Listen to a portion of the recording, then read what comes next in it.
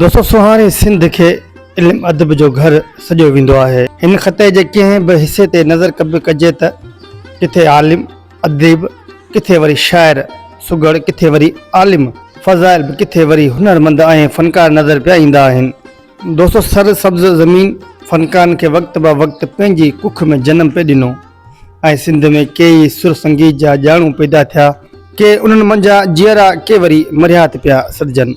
मगर दोस्तों सिंधी फ़नकारनि पंहिंजी फ़न ॾात आवाज़ सां सदाईं पंहिंजी सिंधड़ी जो नालो ॾींहं ॾींहं निर्वार कयो। अहिड़नि फ़नकारनि जे मोतियुनि जे मलाह में हिकु सुहिणो ऐं सुरीलो फ़नकार वहीद अली जो नालो पिणु सुर संगीत जे फ़न में हिकु वॾो नालो पिणु आहे।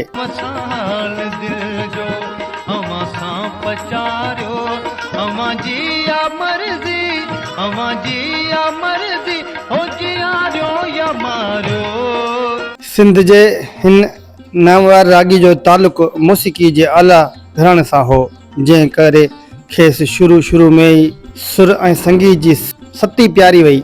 वहीद अली 1950 धारे सिंध जे सुहिणे शहर टंडो आदम में जनम वरितो। पाण सिंध जो क्लासिकल ऐं नीम क्लासिकल लाजवाब फ़नकार थी गुज़रियो। मौसीक़ी जी तालीम सां हिन जी रूह राहत पे लॻी। हिन मौसीक़ी तालीम हासिल करण ते तमामु घणो ज़ोर ॾिनो। दोस्तों पाण 10 सालनि जो मसो हो त साज़न रागनि सां रांदि कंदे कंदे वञी वॾी परवाज़ चढ़ियो।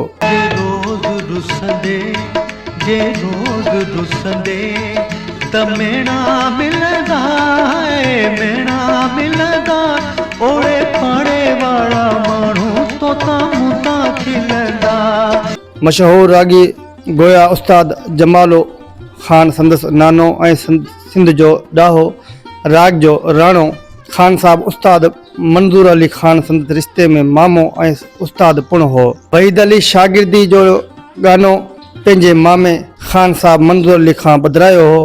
तंहिं बाद ज़ाती दिलचस्पी महिनत ऐं फ़न सां दिलि लॻाई ऐं दोस्तों सचाई सबबु हिन पंहिंजो अलॻि ई मक़ाम हासिल कयो। थोरे वक़्त में ॾिसने रेडियो टीवी ऐं स्टेज ऐं फिल्मनि ताईं कामयाबी हासिल करे पूरे मुल्क में मशहूरी माणी।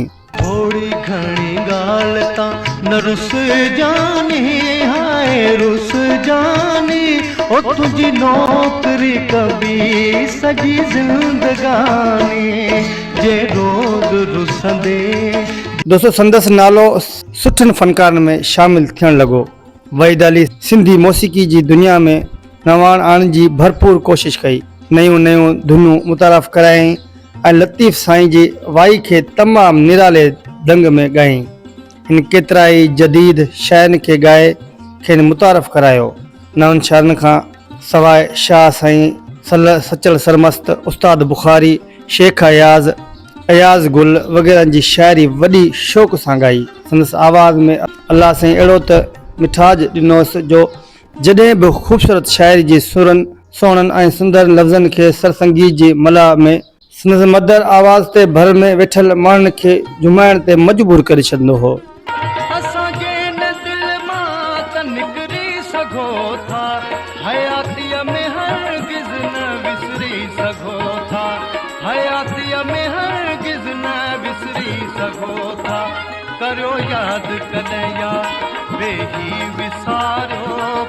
रेडियो पाकिस्तान हैदराबाद ते पहिरियों प्रोग्राम ॿारनि जी बारी में ॻाए रेडियो तां कलाम रिकॉर्ड करायईं।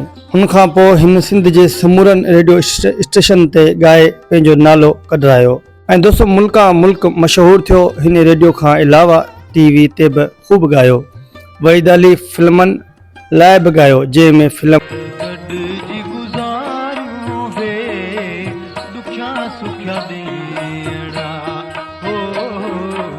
जानना ऐं फिल्म दरिया खान लाइ पिणु गाना ॻाया।